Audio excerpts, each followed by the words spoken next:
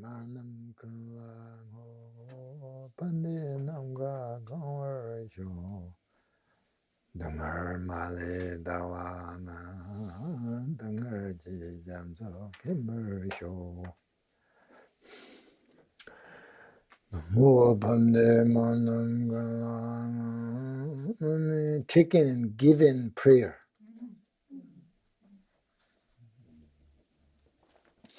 Pandi Manam Kunlang Ho Pandi Namga Gawar Yo Dungar Male Dalama Dungar Je Jamso Gamber Yo. That's it. Everybody here? Okay, finally, get some fresh air. Wake up. Wake up from selfishness.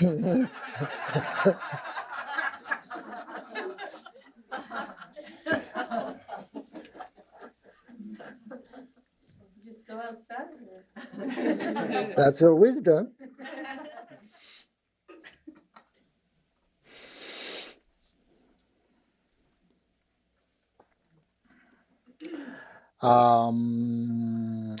I did not teach you all of the Patrul Rinpoche's these teachings. If you want to read of them, it's on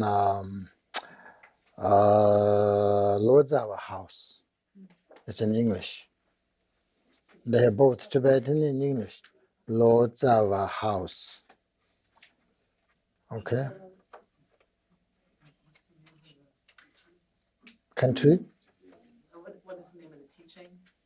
Oh, 9 criteria consideration of benefit of all sentient beings. 9 consideration of by Patrul Rinpoche. Maybe that's easy. You can find it by Googling the name of the program because I did. The name of the program you can find from your email about It was something like criteria for benefiting you. 9 consideration. That's you're missing. I'm just texting it to the 37 stages. You'll have a link. Excellent. There are 9 instructions. I only teach you 3, 4. That's it. Most common, most important ones. So these teachings give us guidance on how to help others, right? And how to live meaningful life. Because we are, sooner or later, we're going to help others. Mentally, physically, whatever capacity. You can develop actually your capacity very good way. So by following these teachings, we will develop proper attitude.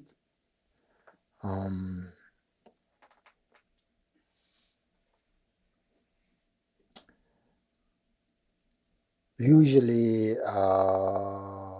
again, our basic motivation is whatever we do. Naturally, we are looking for happiness, right? Looking for our own happiness.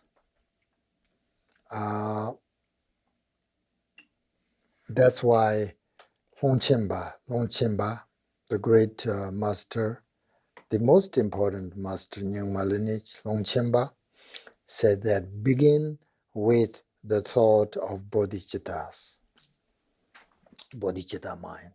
So this is heart of enlightenment, right? As you know, it has 2 aspects, relative and ultimate. The relative heart of enlightenment is actually very important because the relative heart of enlightenment is a strong desire to achieve enlightenment in order to benefit others, other beings, living beings. That's relative bodhicitta enlightenment, heart of enlightenment. And ultimate heart of enlightenment is, as we said, perfect realizations.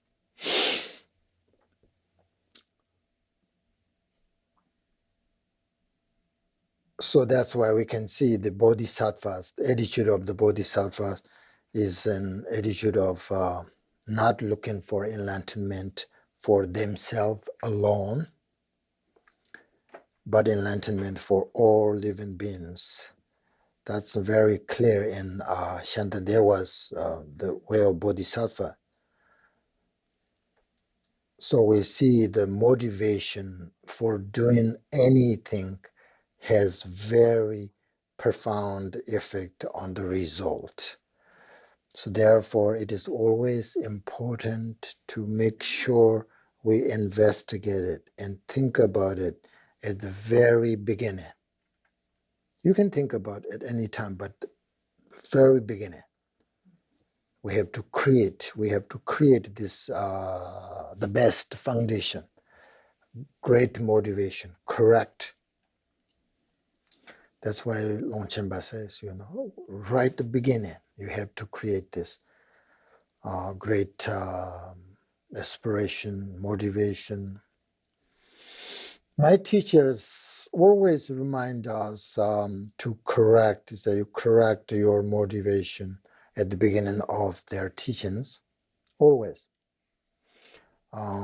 Usually, they taught us 2 times a day, every day, year by year, 2 times a day. So each time they always say this, correct your motivation, don't harm others. So I was very young, right, that time, so I had no idea about meditation. I'm just studying Buddhist philosophy, that's all. So they always say these things, correct your motivation, don't harm. So we always heard these 2 phrases whenever they start their teachings. I thought that is kind of a rule about teaching. And you just have to say it when you start to teach.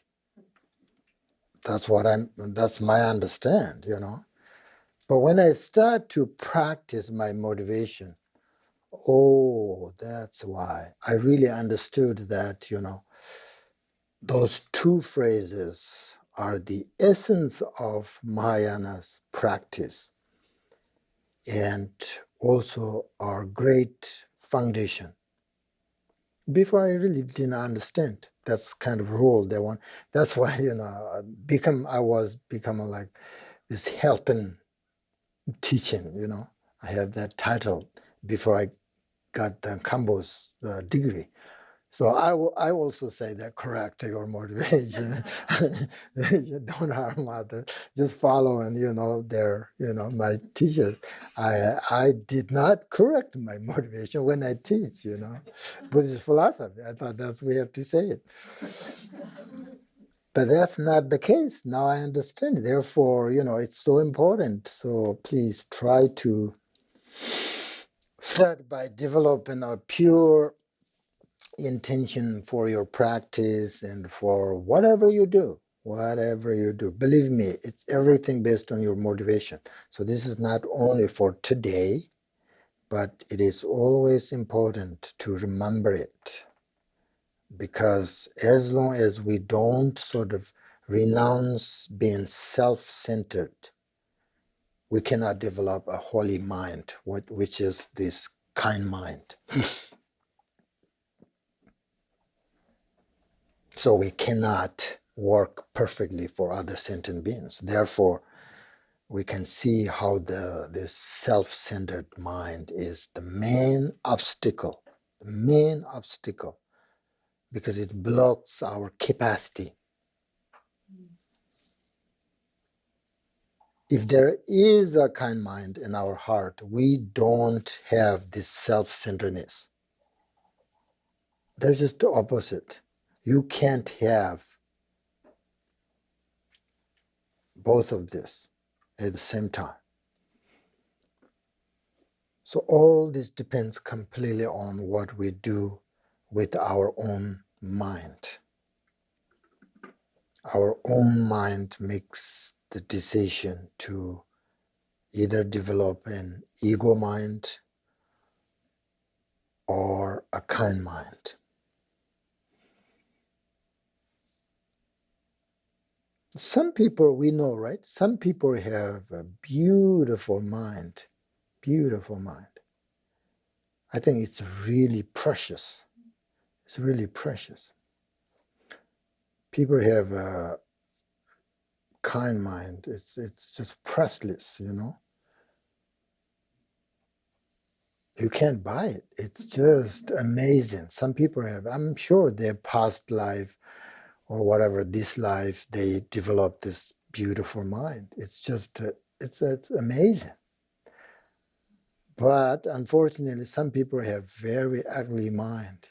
It's just terrible. It's don't understand.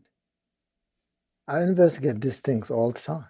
So where I'm in between. I have a mind, sometimes a kind mind, sometimes not a kind mind. So I'm a bit between. So some people have really nice, beautiful mind and always care others, but some people just don't care and harm others on their own happiness. So their mind is like a stone, you know, no good feelings for other beings at all. So in way of the Bodhisattva, Shantideva questions, says this: how many untamed people are in this world? Can we control all of them?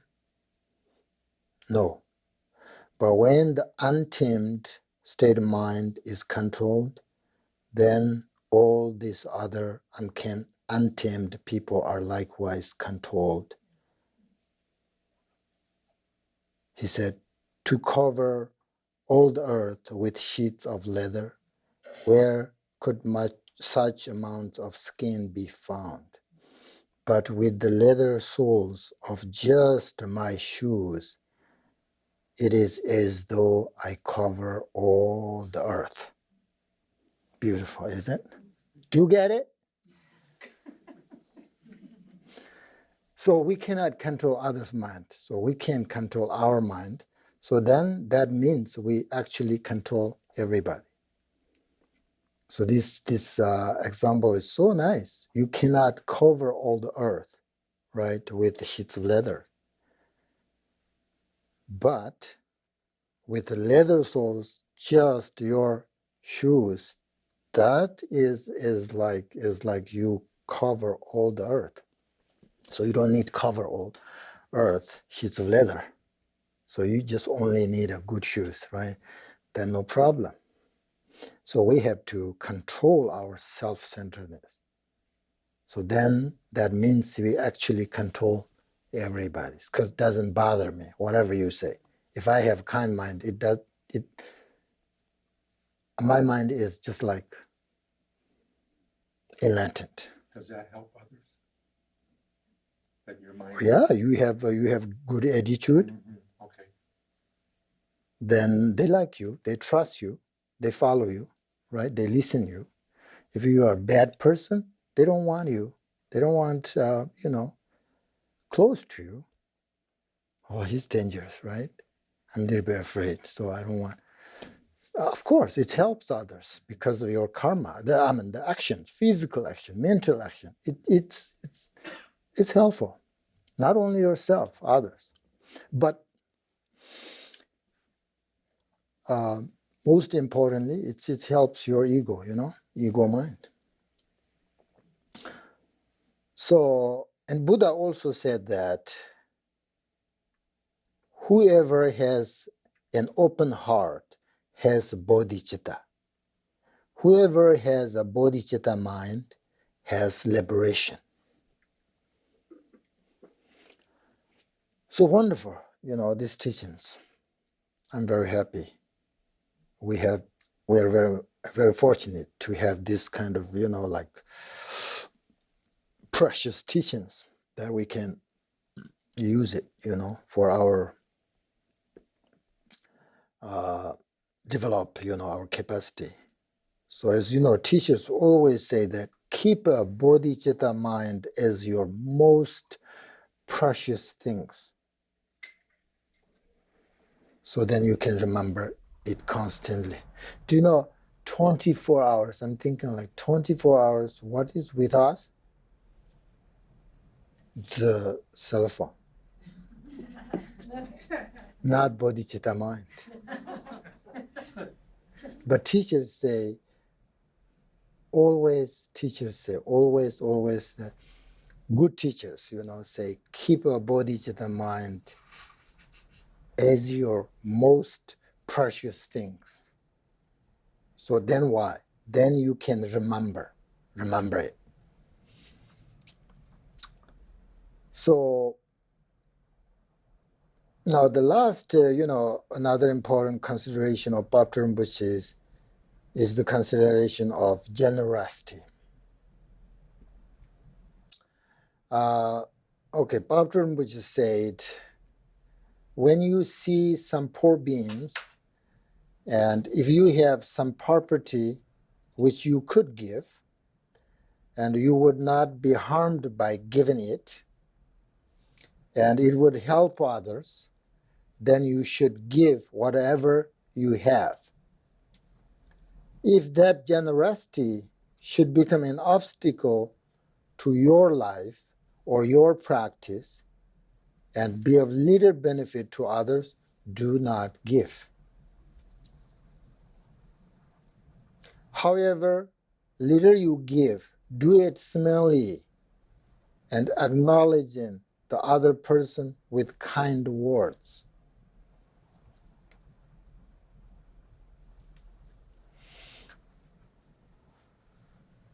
So, these considerations are ways to train in the ethical discipline of the benefiting beings. So this practice goes with discipline, right? Discipline. So there are 3 types of discipline. I will explain them a little bit. First, the discipline of refraining from negative actions through which one's own benefit is accomplished for the sake of sentient beings. So this kind of discipline is what we are doing, right? Like practicing Dharma to develop our own capacity to benefit others. That is discipline. To practice kind mind in order to help others. That's discipline. And then second discipline is collecting positive actions through which both one's own benefit and that of others is accomplished. So always do whatever positive actions that we can, no matter how small or insignificant they may seem. So we should not ignore, like some people say, this is just small. It doesn't matter, right? It matters. So whatever we do, little actions based on good discipline, we should not ignore doing it. That is the second. And third discipline of acting on behalf of sentient beings, through which others' benefit is accomplished. So this includes abandoning all the activities of body, speech, and mind that will harm other beings. So Patrul Rinpoche also said that in his, I think it's in What Am I Perfect Teacher, the discipline of refraining from negative action should be practiced by beginners. Okay, the first discipline, right? And the discipline of collecting positive actions should be practiced by bodhisattvas. And the discipline of acting on behalf of sentient beings should be practiced by those who have attained the bodhisattva's level. So some things we cannot do, some things we can do. So we have to take this process, do it properly. We cannot do something that out of our capacity, because then eventually, if we try to do that, eventually harm us. So that's why some disciplines ordinary people should do, some disciplines bodhisattvas, some disciplines, Buddhas, like that. So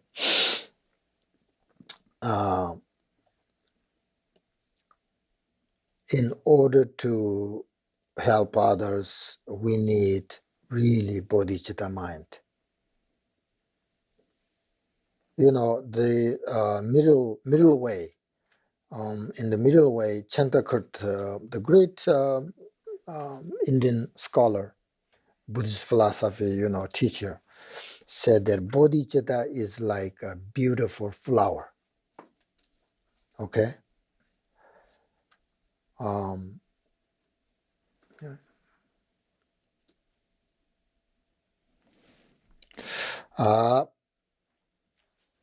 At the beginning of your path, bodhicitta is like seed, the seed of freedom or the seed of liberation.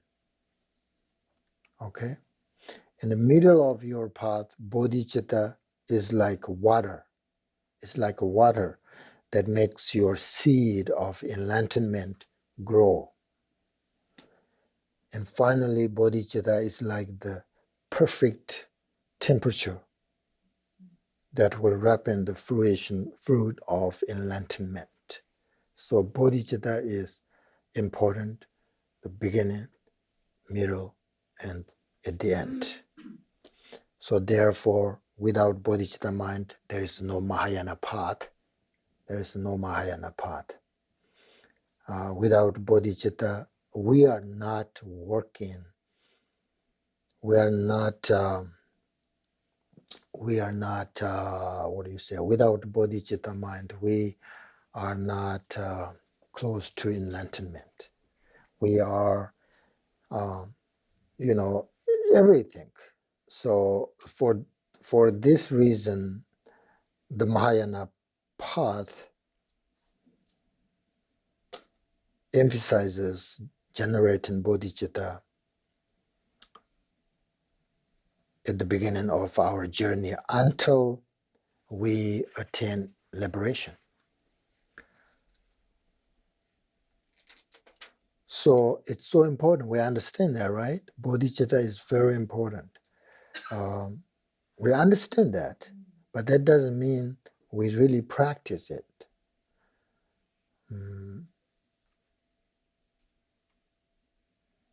It change. Bodhicitta can change your attitude, your negative attitude. So that's why I think this is not something that's like a religious thing. It's really good for our normal life. So, as you know, in order to develop bodhicitta mind, as I said, discipline, very important. Patience are very important. Discipline and patience. So those two are the kind of foundation,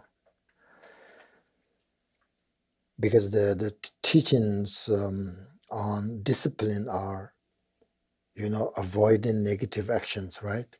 That's discipline.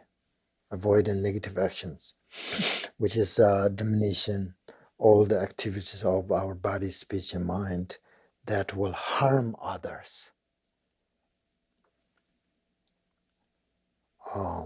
And doing positive actions, such as practicing bodhicitta, doing whatever positive actions we can, either directly through practice our aspiration bodhicitta, or indirectly through practicing what is the other one? Aspiration, right? Aspiration bodhicitta. So no matter how small or insignificant they may seem, we should practice. That's discipline. Okay, avoiding harming others, do something positive thing to others. That's discipline, part of bodhicitta. Patrul Rinpoche said his beautiful instructions. He said, "Be kind, be kind, be satisfied, be self-controlled." And he said, "Examine things very skillfully." So this is the essence of practicing bodhicitta. So you have some experience, right? I have some experience from practice bodhicitta. So this practice makes us relax and allow ourselves to grow.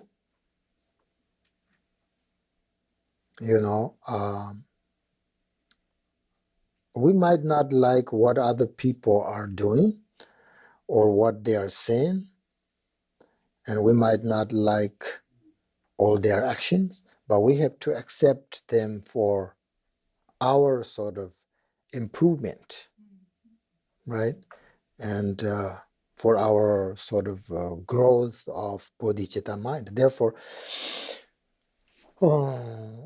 as I said, discipline, patience. So therefore, practicing patience is also very important for the development of a bodhicitta mind.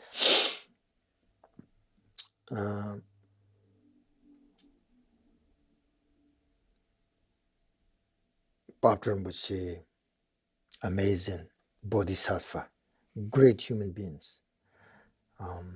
If you go to Tibet, everybody knows him. Everybody knows him. He said we should base our mind on the practice of patience and base our practice of patience on a bodhicitta mind. So that's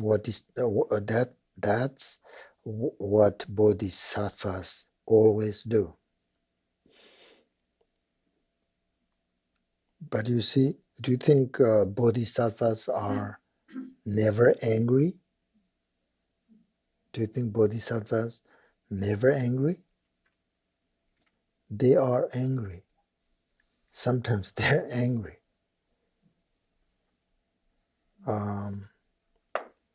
But the point is, bodhisattvas, they're angry based on kind mind. And bodhisattvas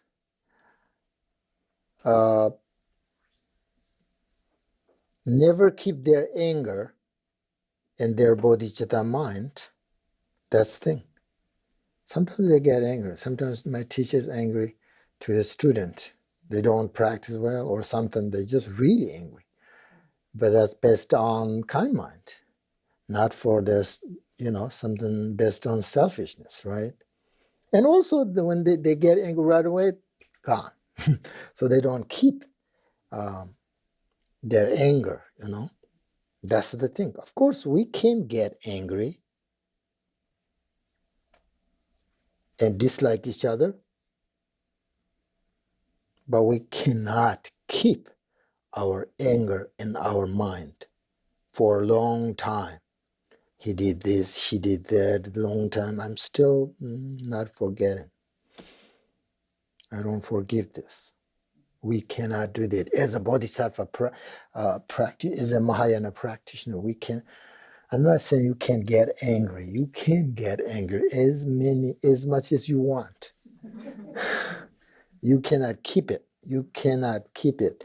We have to let our anger go and remember our bodhicitta mind. Keeping in harmony with each other is the foundation of bodhicitta mind.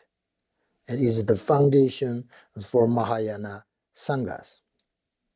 So we cannot, means like we cannot keep our anger in our mind, and we cannot reject any beings from our bodhicitta mind. Do you remember? It is the first rule when you take the bodhisattva vow. You cannot reject any beings from your bodhicitta mind. You cannot. Means, of course you can, but then you have broken the vow. This doesn't mean that we cannot sort of temporarily distance ourselves from someone who is harming us. And if we don't sort of currently have the capacity to help someone, it is fine. But we cannot forsake someone for eternity. If we do, then we have broken vow. Because we have taken the commitment, right? When you take bodhisattva vow, commitment to attain liberation, to help all beings. That is the essence of bodhisattva's vow, which means never being separate from our attitude of bodhicitta and to benefit others without ever rejecting as a single being from our bodhicitta mind.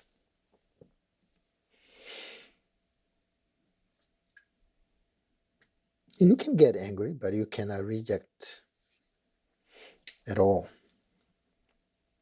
any beings.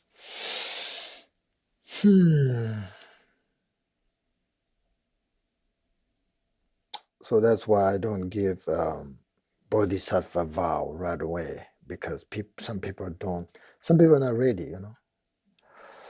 But once you have a kind mind, when you develop bodhicitta mind, you're ready to take bodhisattva vow. It's amazing, right? So actually, most of you have been practice mind training since 2007, maybe even before that. But those who are following bodhicitta sangha, you have been practice bodhicitta for a long time. Because I always emphasize, whatever we have teaching, I have bodhicitta mind teaching all the time. So you must have some experience of bodhicitta practice, right?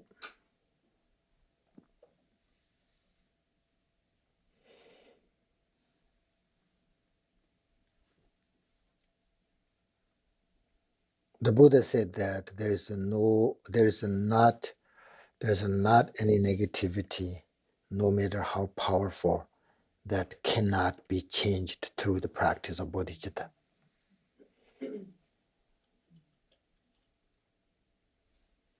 So when our minds are engaged in a positive attitude through the practice of bodhicitta, our old negative habits, and especially ego mind, will gradually diminish. So I'm sure you have bodhicitta mind. That's a very good thing, but we have to develop more and more. So the good thing is when we enter the Mahayana path, we become genuine practitioners of bodhicitta. That is the essence of Mahayana practice. So what is that? Which is practice our whole path for the benefit of others. So that is the Mahayana path. So without a bodhicitta mind, our practice are not genuine, one thing. And second thing, without remembering impermanence, death, our practice are not genuine. Because when you think about death and permanence, it pushes you, sort of, it gives you enthusiasm. Oh, I want to practice bodhicitta. I'm not sure when I'm going to die. So those are very important. So we know that Buddhism is training the mind, nothing else, training the mind. And in order to do that, there are many, many methods of doing so. But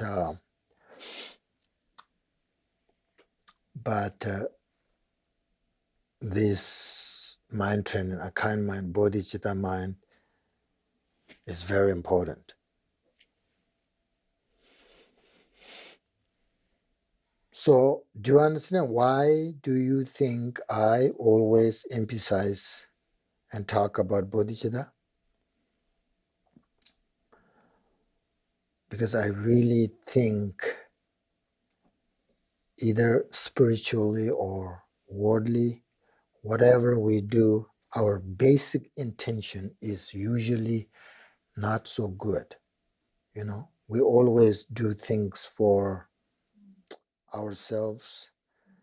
That's fine, but on top of that, we harm others directly or indirectly, knowingly or not knowingly. So bodhicitta can change that wrong intention and our self-centeredness. I always believe that. That's why I always emphasize and talk all the time about bodhicitta mind. That's why I always, I really don't mind you become a sort of, you attain enlightenment or not. But before you die, make sure you have bodhicitta mind. That's I care. We can do that for sure. So if you meditate on bodhicitta, so as I said, it will help develop a very good relationship with others, and it will open your mind, so you can keep your worldly things and enjoy your life as usual, but you cannot keep your ego mind. And another one is, don't forget to bring the good experience of bodhicitta into your daily activities. That's all. That's all. That's all about bodhicitta and about ego. That's enough for today. I think I'm a little bit tired, but I'm very happy to have a good opportunity to talk about these things. It's very important and necessary in our daily life, right? So I have a feeling that I can really sort of change your attitude a little bit, and hopefully you will practice bodhicitta mind. That's our goal, right? That's our aim, our goal. So try to help others purely, not mixed with our ego mind. That's, I think, next, from now until attain enlightenment, we should focus on that. Not big things, but small things. We should start with small things to help others, 100% for others, not mine, I, not that. But most time, yes. We can, as I said, as ordinary people like us, we can put ourselves the first place. That's okay. But please don't ignore us, don't harm others. We should not ignore them and try to put them second place. That's good. Now, Lastly, no meditation. I know when you meditate, you keep close your eyes, and then that leads you to sleep. Instead of meditation, we're going to say a prayer from Shantideva.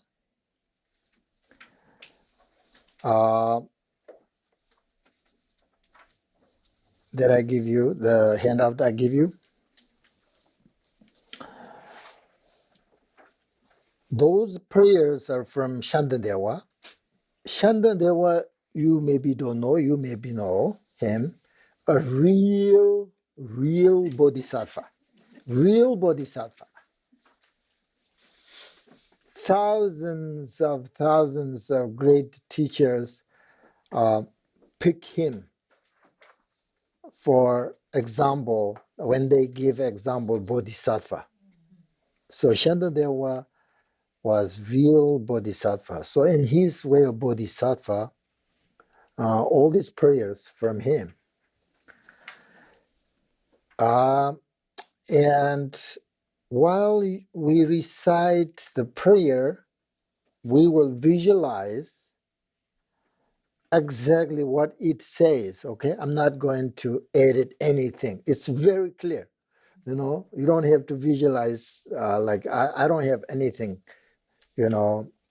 other than this. So when we say the prayers, say slowly, because it helps you think, So say slowly, prayer say slowly, and visualize exactly what the prayer says.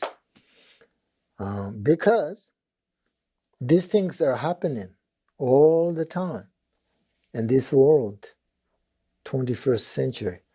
So whatever the prayer says, it's happening.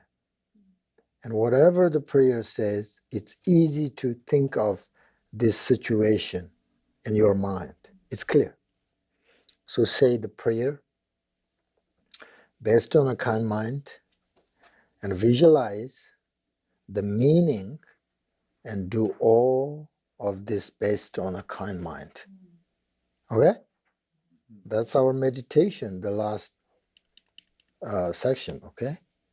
So we say this prayer, whatever you want, one time, say 2 times, 3 times, no problem. If you want to say just 1 time, that's fine. It's up to you. And then after this, we have the closing prayers.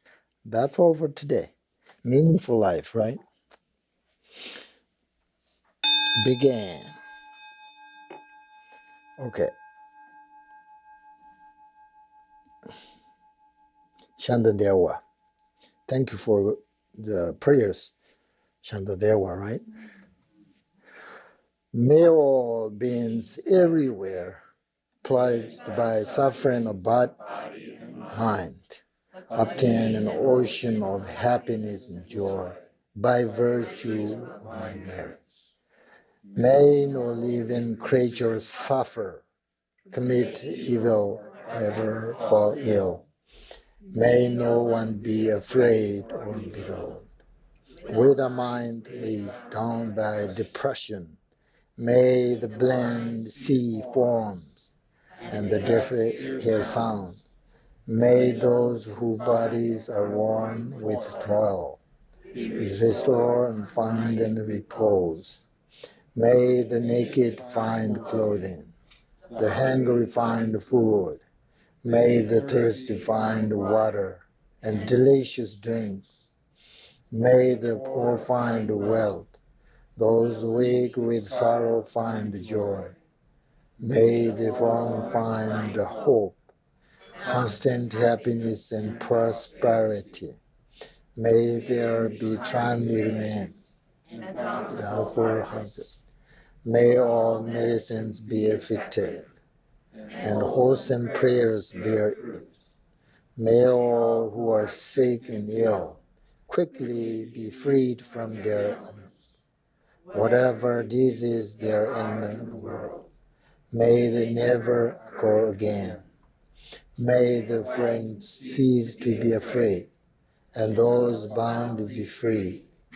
May the powerless find power, and may people think of benefiting each other. For as long as space exists, for as long as beings endure, until then, may I too remain, to dispel the suffering of all